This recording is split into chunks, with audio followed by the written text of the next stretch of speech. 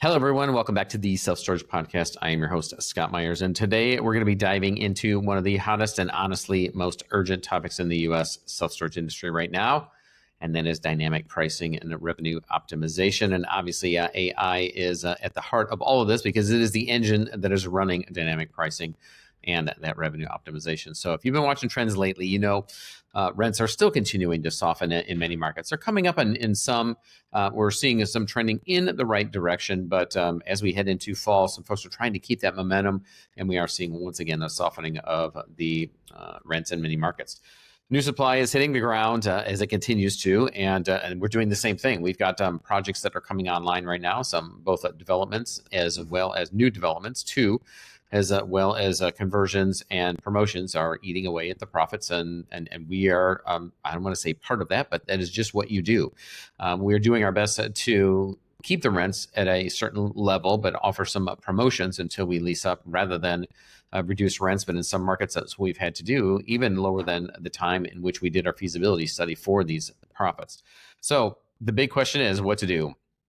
How do operators protect revenue and margins when the market gets competitive? Well, it's the age-old question, isn't it? Because we all know that the race to the bottom, the first person there loses. So how do we keep that from being ourselves? Well, that's where dynamic pricing comes in, because it's somewhat of a set it and forget it, but not quite. So stick with me. In the next 30 minutes, I'm going to break down what it is, why it matters, and how you can start implementing it in your own storage. All right, so let's start with some context. Across the U.S., the self-storage market is recalibrating, and after years of record occupancy and rent growth, we've been seeing occupancy softening in several metros, especially in the Sun Belt, where new supply has been very aggressive. We've also seen street rates dropping, and in some markets, double-digit year-over-year declines. And operators have had to rely heavily on promotions just to keep units filled and really kind of buy occupancy from their competitors. And the REITs have been very active in this realm since 2020. So in short, margin compression is real. And when costs like labor, taxes, and insurance are, well, some are skyrocketing, some are climbing, and some are skyrocketing like insurance. Well, the only lever you can reliably pull is smarter pricing on that end, on the other side of the expense load. So what exactly is dynamic pricing in self-storage? At its core, it's adjusting rental rates in real time based on supply, demand, occupancy, seasonality, and even competitor pricing. And I say, and especially competitor pricing. It's the same strategy airlines and hotels have been using for decades. You've all seen this. You've seen it happen on Priceline and other areas. If you've ever booked a flight and noticed the price changed a day later or sometimes hours later, well, that's dynamic pricing at work. So for us in self-storage, it means that we can raise rates when occupancy is high. We offer small discounts when the units sit vacant. And when I say discounts, we're typically offering a promotion and not lowering rates. But this is what what the model does. And as we set it up, it will lower rates temporarily. And so it aligns rates with demand surges like college move-outs or peak summer moving season. So instead of setting a flat price once a year and then leaving it, as we did way back, you let the market help you price smarter. And again, AI is at the engine of this, which allows you to do this basically instantaneously. So here's how it works in practice. Let's break it down step by step. It starts all with the data inputs. You need to monitor occupancy levels, your competitors' rates, market demand, and seasonality. The good news is the software, whichever provider you choose, is going to do this for you. So what are the triggers? When do these promotions kick in? Well, when occupancy on a certain unit type crosses 90%, if that's where you set it, prices go up. If it falls below 70%, prices drop or promotions kick in. We prefer promotions rather than price drops, but that does depend upon the market, and it does depend upon the speed or the velocity of lease up. Once you pull those levers, if you're not seeing an uptick in occupancy and revenue, well, then we switch from pricing to promotions or from one to the other. So some of the platforms like Storage, Yardi, other specialized revenue management software can automate this. And again, AI is at the heart of this. But there are some manual pilots. Even without software, you can test rate changes on one or two unit types, and you can track your move-ins. And here's an example. Let's say you're running at 94% occupancy overall, but your 10 by 10 climate-controlled units are 100% full. Well, it's a clear signal to push those rates up by 5 to 10%. Conversely, if your 5x5s are sitting empty, well, it's definitely time to drop the rate slightly or offer a limited time discount. And I would also state if you've got a lot of 5x5s sitting, if you can turn them into a 5x10, we will do that as well. And so this kind of revenue optimization in self-storage can literally mean the difference between a facility that's profitable and one that is bleeding cash. And there are plenty of case studies to promote that. But one in particular, one real world case study, an operator that we spoke with that's in our mastermind, was struggling with stagnant revenue despite being at 90% occupancy. And one would assume, and maybe those of you that are new to the industry may assume that if you're at 90% occupancy, we should be doing good. Life is good, right? Well, if your rates have dropped 40 to 50% in the market because competitors have put pressure on, or just due to the market dynamics, well, it doesn't matter what occupancy you're at, you're not going to hit your goals and your numbers. But after implementing a dynamic pricing model, their average revenue per unit increased by 8% in 6 months. Now, that doesn't sound like a lot, but they reduced the reliance on the first month free promotions by 40%, which is huge. And then their NOI improved by over $100,000 annually across just 2 facilities. And I believe, if I'm not mistaken, these weren't large facilities. They were right around 40 to 50,000 square foot.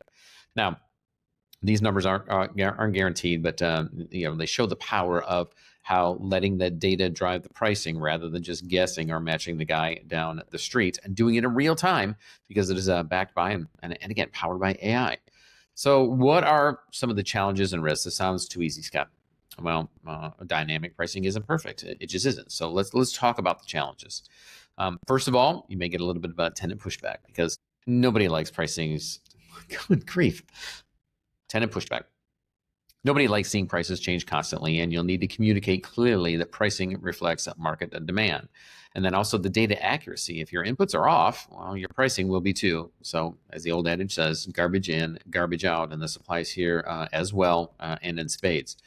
And in small markets or in secondary or tertiary markets with less competition, aggressive pricing changes can really backfire on you because these folks, they have the ability to be more aggressive, match, lower, without small impact because people aren't going anywhere. And so just be cautious if you're in those smaller markets. And then the overall adoption of tech. For some owners, implementing new software feels daunting.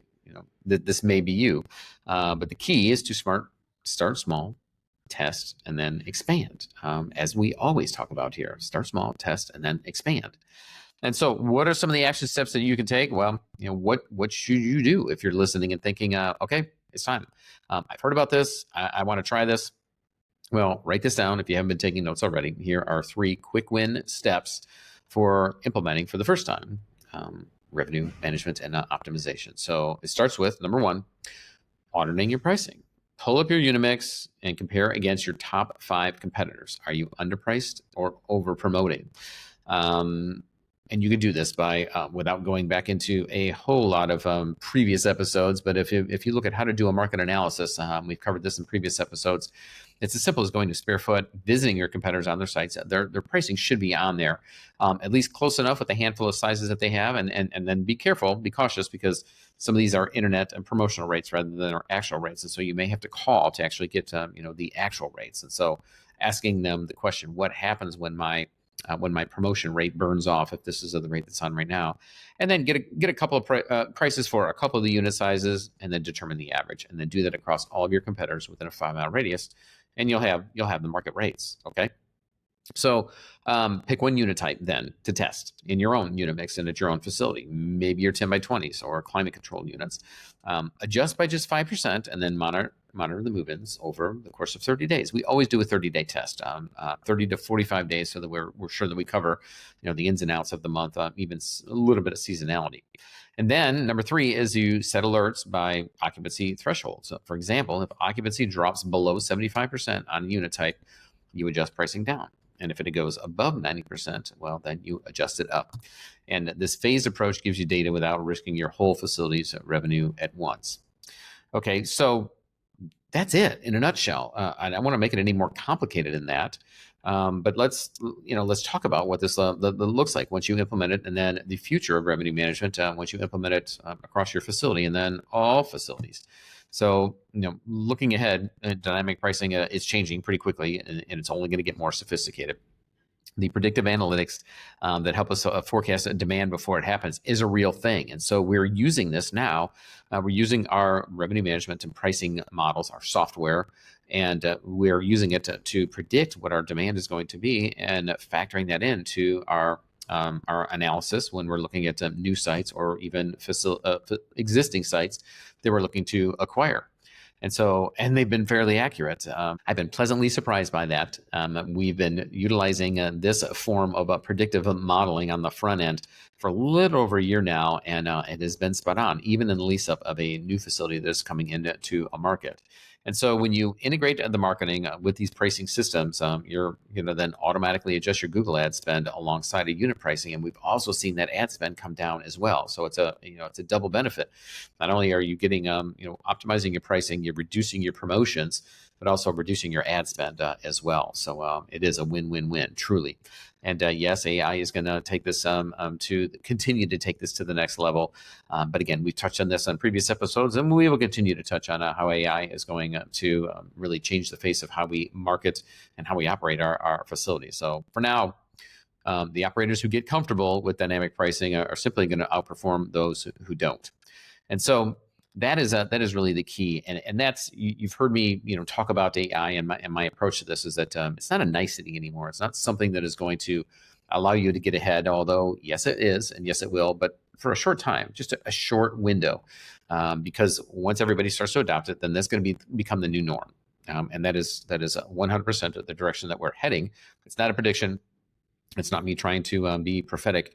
That's just the reality of where we're at and what this looks like in the market and what it looks like in the market for self-storage as well. And so that's all we're going to touch on today in today's episode with regards to dynamic pricing and revenue optimization. But they're not just buzzwords. They're truly survival strategies in today's U.S. market. It is no longer something that you could do or that will give you a leg up. You have to do this if you're going to survive in today's market in the U.S. So if you want to stay profitable while competitors fight over the discounts, it truly means the difference of being profitable while competitors fight over discounts. This is your edge. So thanks for tuning in. Be sure to subscribe wherever you listen to podcasts. Until next time, I'm Scott Meyers, helping you unlock success in self-storage.